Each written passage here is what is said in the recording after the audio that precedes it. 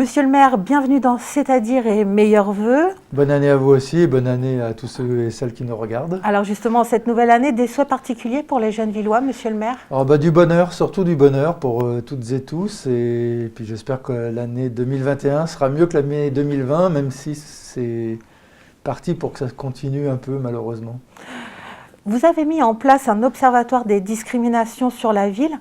Alors pourquoi? Quel est le challenge de cet observatoire et en quoi cela consiste-t-il? En 2018, nous avions fait un audit sur ces questions des discriminations qui nous a fait des préconisations. Nous l'avions mis dans notre programme municipal et nous avons engagé là la mise en place de cet observatoire avec des habitants, des élus, enfin moitié habitants, moitié élus d'ailleurs. Le 18 on aura le résultat du tirage au sort. Alors vous faites un tirage au sort, pourquoi avoir choisi un tirage au sort? C'est le plus simple, parce que comme c'est 9 élus, 9 citoyens, les 9 citoyens, on ne va pas les choisir nous. On s'est dit qu'on fait un appel à candidature. Pour l'instant, on est à près de 68 ou 70 personnes qui ont répondu qu'elles étaient intéressées par cela.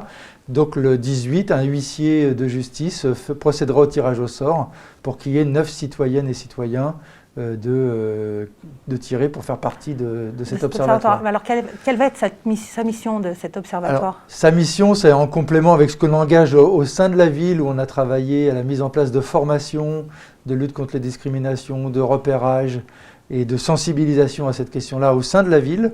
Nous allons maintenant travailler avec cet observatoire à partir des ressentis, vérifier ceci, pouvoir orienter les gens vers des organismes qui travaillent déjà cette question-là. Ce n'est pas la peine d'en créer un énième qui fait la même chose que les autres, mais qui puisse orienter les habitants et les habitantes qui se sentiraient discriminés vers des associations ou des organisations spécialisées. Et puis c'est aussi de faire de l'action, c'est-à-dire que c'est à la fois observer pour voir la réalité, et deux, organiser de l'action pour faire diminuer les discriminations. Alors, est-ce que les gens pourront alerter, s'ils se sentent discriminés, est-ce qu'ils pourront alerter cet observatoire? C'est fait pour cela, oui. Mais il n'y a pas un risque de délation quand même?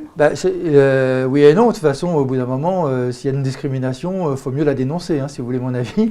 Et après, l'objectif de l'observatoire, c'est justement d'objectiver la chose, de vérifier.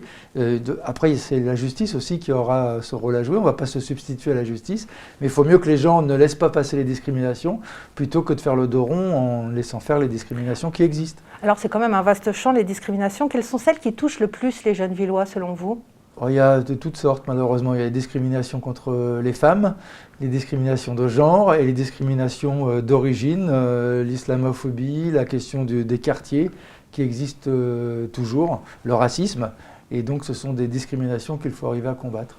Et donc la mission de cet observatoire face à ces discriminations, ce sera de les cerner un peu plus? C'est de les cerner sur le champ de l'emploi, sur les champs des rapports aux institutions, enfin tous les champs. Parce qu'on les connaît déjà finalement. Oui bien sûr, c'est pour ça qu'il n'y a pas de découverte, d'autant que notre audit peut nous servir, fait en 2018, peut nous servir de marchepied pour solidifier l'action de cet observatoire. Alors quand est-ce qu'on pourra mesurer l'efficacité de cet observatoire?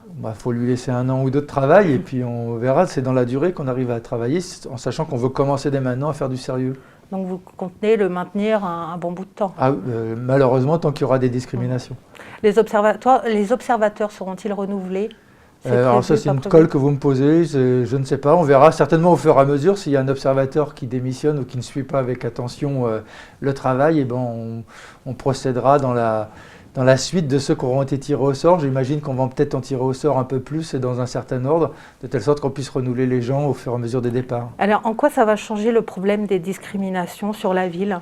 Est-ce que vous pouvez nous donner un exemple concret? Je crois que c'est intéressant de voir si en termes d'emploi, par exemple, des personnes qui habitent tel ou tel quartier ou qui ont telle origine ont moins de chances d'avoir un emploi. D'ailleurs, les statistiques nationales montrent que cette discrimination existe.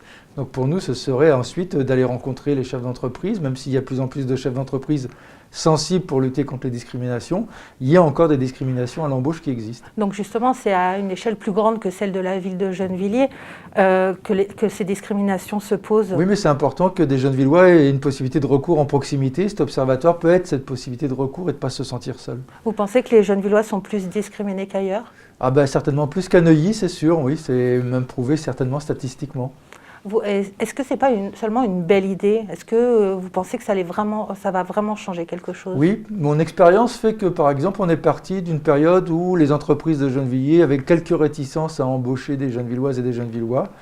au travail effectué depuis plusieurs années par le service emploi, le service économique en lien avec les entreprises, à faire que des RH maintenant participent à nos initiatives et embauchent des jeunes Villois.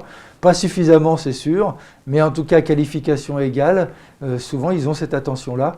Avec cette idée qu'ils peuvent avoir, c'est que celles et ceux qui ont réussi leurs études vraiment ont traversé tellement de galères que ce seront certainement des bons salariés. On arrête là, on se retrouve la semaine prochaine dans C'est-à-dire.